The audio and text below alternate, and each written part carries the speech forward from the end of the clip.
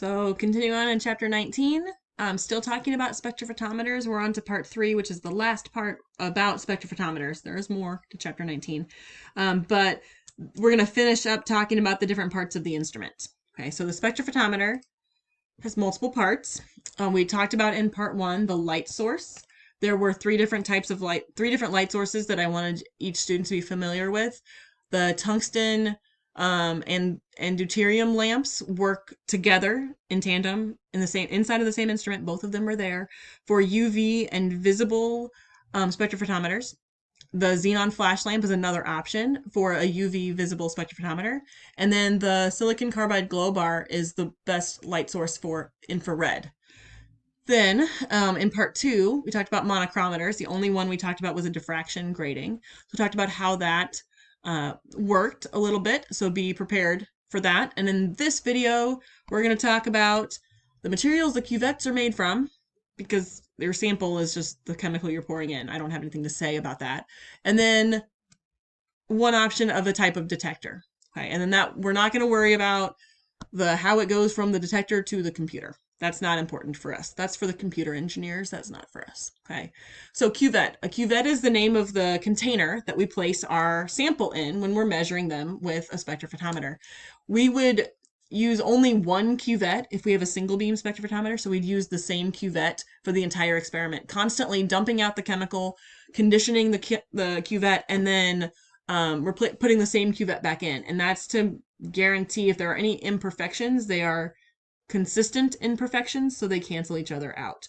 The more cuvettes you use, the more potential of error each of those cuvettes has. And if you use 12 different cuvettes and all of them are different, every one of your values is going to have more error than if we use the same cuvette where there'll be maybe some imperfection on that cuvette, but that imperfection is consistent, so we're not going to see that impact the results of our experiment. Okay, so the cuvette is the container. Now what we're going to be talking about is, what is the container made out of? What's the material that the cuvette is made from?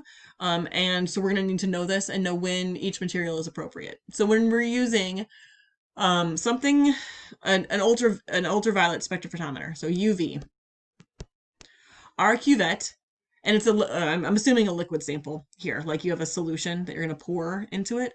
Our cuvette is going to be made of silica or quartz.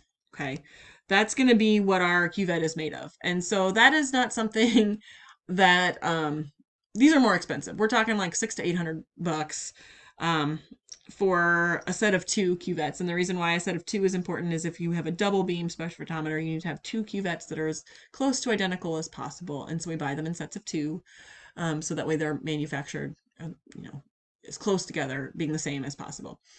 So if you're using a UV instrument, we have a quartz or silica cuvette. Okay, there's usually 5 different pieces of quartz that have to be very carefully glued together to make this. A piece at the bottom, and then 4 pieces to make up the sides. Because this is like a rectangle in shape, but the bottom is closed at the bottom and open at the top, so you can pour it in.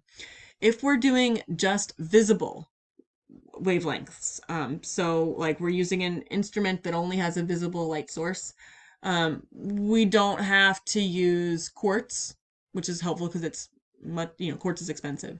We can use glass and certain types of plastic. And so the spectrophotometers that you use that were at the lab bench, depending on if you had an old spectrophotometer or a new spectrophotometer, had either glass or plastic cuvettes. So glass and plastic both absorb in the UV range, meaning we can't use a cuvette with a UV instrument that absorbs all the light. The container would absorb the light, so our results would be totally meaningless. For infrared, like if we're using an IR instrument with the silicon carbide glow bar as our light source, we can't use any of these. They use sodium chloride or potassium bromide. So sodium chloride, yeah, that's table salt. So they don't actually make like a bowl or a cup out of sodium chloride, like out of salt, because number one, you couldn't add anything aqueous to that, it would just dissolve. So typically what we do is the samples that we're running in like the molecules that we're testing when we're doing IR, infrared, are often solids.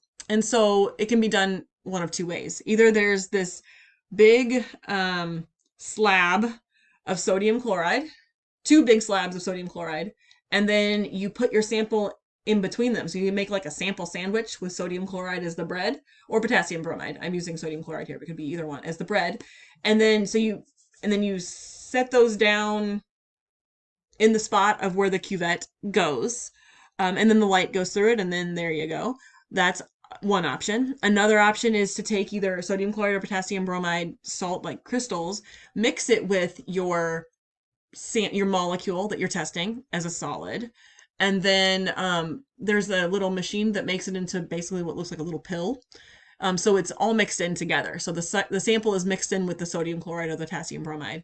And then that would be placed in the spot of the cuvette. There are now some instruments, and actually the infrared instrument that we have uses neither of these because they have managed to remove the chemical or the container, the cuvette, completely, where instead you're going to put the sample that you're testing, either as a liquid or a solid, directly on top of the detector, which is convenient for that. So that's what you'll be using with ours. I used the 2 potassium bromide plates, the sandwich. I made a sandwich. That was what I always did when I was testing my IR solutions. But a lot of people used the making it into a pill instead. That was just not the way we had it.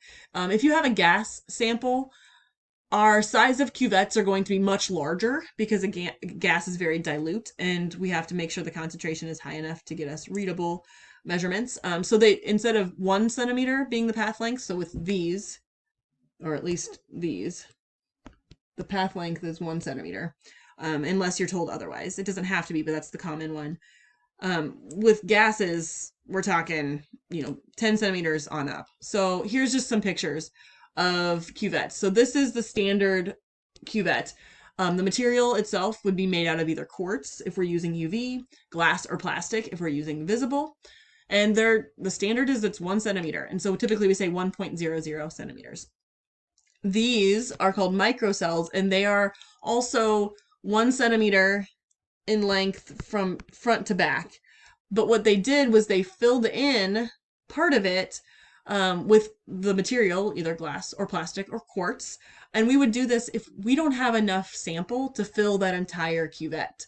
The cuvette needs to be filled at least above the line for wherever the light is moving through it. So the light wouldn't move through the whole thing. The light usually goes through somewhere in the middle. And so you have to fill your sample up at least to that point. So microcells are using when you would use if you have a very small amount of sample. It's still a 1 centimeter path length because the distance from front to back is still 1 centimeter. And then, so here's an example of if we needed a different sized one. There's, there's different sized ones here, depending on what's going on. These ones are like more for gases. This could be for a gas as well.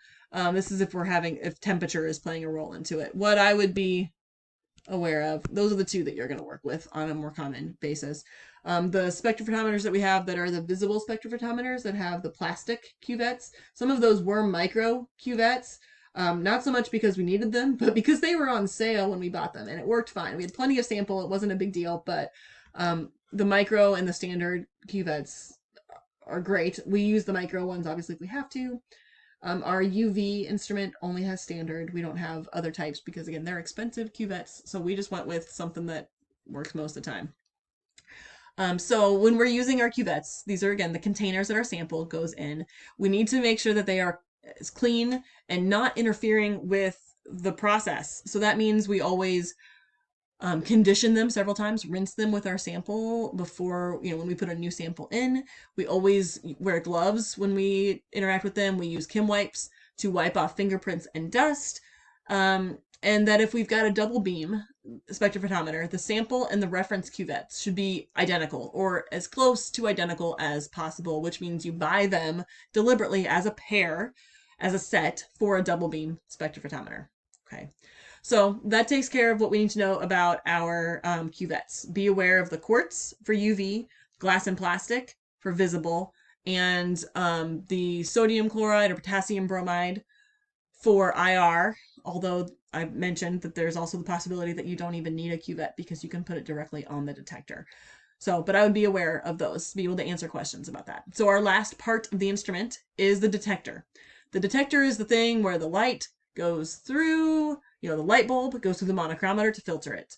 And then that filtered light goes through our cuvette, which is where our sample is. And then the light that is left over carries on through the sample going to our detector. So it's the thing that's going to make a measurement. So the type of detector we're going to discuss is the most common type, which is called a photomultiplier tube.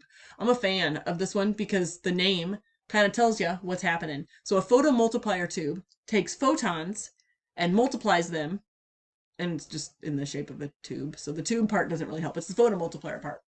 So it's very sensitive, which means it doesn't take a whole lot of light, like not very much light has to touch the detector for it to pick up that, and which means low concentrations or pretty high concentrations, depending on what's happening, either one, this detector does a great job. Okay, so we're going to talk about how it works. I'm going to draw you my picture of how it works, and then I'm going to show you the real picture of what a photomultiplier tube looks like. So what happens is the photon is the light coming out the back of the cuvette. Okay, so it's leaving the cuvette where we need to measure how much light leaves the back of the cuvette. Okay, so a photon, a piece of light, touches this cathode. It's called a photosensitive cathode because it measures when photons touch it. And when it strikes that photosensitive cathode, on the other side of the cathode, it lets out an electron. Or I'm going to go with one electron, but it would be multiple electrons. Okay, so it's basically changing the light into electron. Electrons are current. We can measure that. So that's a thing that's easier to measure. So we needed something that could turn the light into something we can measure. So a photon strikes the photosensitive cathode, and I'm going to pretend like one electron comes off of that for every photon that strikes it. So if three photons strike it, then 3 electrons come out. Those electrons are then going to be attracted to a positively charged second surface, which is called a dynode. And when those electrons strike the dynode, what's going to happen is that for each electron that strikes the dynode, 2 electrons are going to come out the other side. Okay, so if 3 photons hit the second step, which is this dynode, then 6 electrons are going to come out. And then those 6 electrons are attracted to the next level of dynode. And so for each of those, each electron that strikes that, 2 electrons come out from that. So those 6 electrons became 12 electrons. So we're multiplying the number of electrons until we get a high enough current. This is going to keep happening. Multiple of these dynodes until we get enough electrons that it's easy to measure the current, which can then, that goes into once we got the current, that's how it goes from the current into the computer, and we're not doing that. So we're just increasing the number of electrons by making it go to the next step and next step and next step and next step. So this is repeated multiple times. So here's my picture. There's my light. Squiggly line, squiggly line. There's my cathode. Okay, so light hits it. Electron pops up, electron pops off. And then here is a positively charged dynode. The reason why it's important that it's positively charged is because that electron's going to say, hey, I want to come hang out with you. So it hits that. And for that one, 2 electrons come out. And for this one, 2 electrons come out. And then there's another positively charged dynode. Oh, yeah, I can spell. So it's attracted, attracted, attracted, attracted. So for that one, 2 electrons. And then for this one, 2 electrons. And then for this one, 2 electrons. And then for this one, 2 electrons. And I'm not going to keep drawing all the arrows. But hopefully we're seeing what's happening here, where we're multiplying the number of electrons. I'm not telling you that it's always a 1-to-2 ratio. I'm just using that as our explanation. You don't need to know exactly, 1 photon equals how many electrons, and then that many electrons equals how many electrons. I want you to understand this idea. So that's my picture for how a photomultiplier tube works. Here's what a photomultiplier tube really looks like, which it follows the same thing. It's just they needed to make it smaller. So they're using like angles and stuff. So the blue squiggly line is the light, and that's that photo sensitive cathode. And that the dotted lines are electrons. So then it goes and hits the first dynode, and then more electrons pop out. Or actually, I take that back. This isn't the dynode yet. This is a mirror, I think. And then it hits the dynode, and then every time it touches these flat dynodes, we're multiplying the number of electrons. So at the end, we have 1,000,000 electrons for every single photon that came through the sample and struck that cathode. So we went from 1 photon to 1,000,000 electrons, which is easy for them to measure. So that's how a photomultiplier tube works. Now that we talked about it, maybe you think that photomultiplier is a nice name for that too, because it's taking the photons and multiplying it. It is going to be important that you recognize that a photon is going to, the cathode, the photoemissive cathode, the thing that the light hits, is going to basically trade a photon for an electron. So it's not going to keep making more light. That's not what happens. It turns the light into an electrical current, which then gets multiplied and multiplied and multiplied and multiplied. So there are other types of of detectors, but that's the one that we're going to focus on. Just before we kind of switch gears here, as we're still talking about the instruments, we've talked about all the types of them. There's also a spectrophotometer that's called a photodiode array spectrophotometer.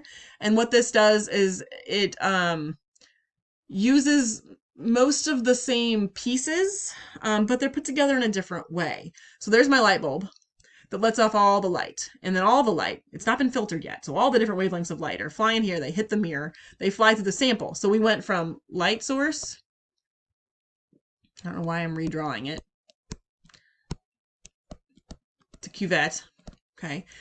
And so the sample is going to absorb some of the light from all the wavelengths. And then it's going to go through a slit, and then it's going to hit a mirror, and then it's going to hit our monochromator.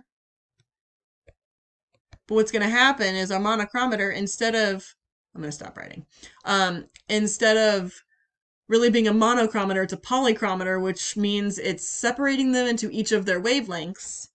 And each of those wavelengths is going to hit a different detector. So there's a detector set up for each wavelength that we're trying to measure. And so the point of the monochromator, which is really, again, in this case called a polychromator, is we're choosing, 4, 5, 6, 7, 8 wavelengths for it to measure at the same time. So instead of measuring one wavelength, that measures multiple wavelengths. That's a photodiode array spectrophotometer. I just got to throw this in there because I show you this is the order of all the pieces, and then this type of spectrophotometer reorders them. Okay. So anyway, there's 1,024 individual semiconductor detector elements. So that's how many detectors there could be.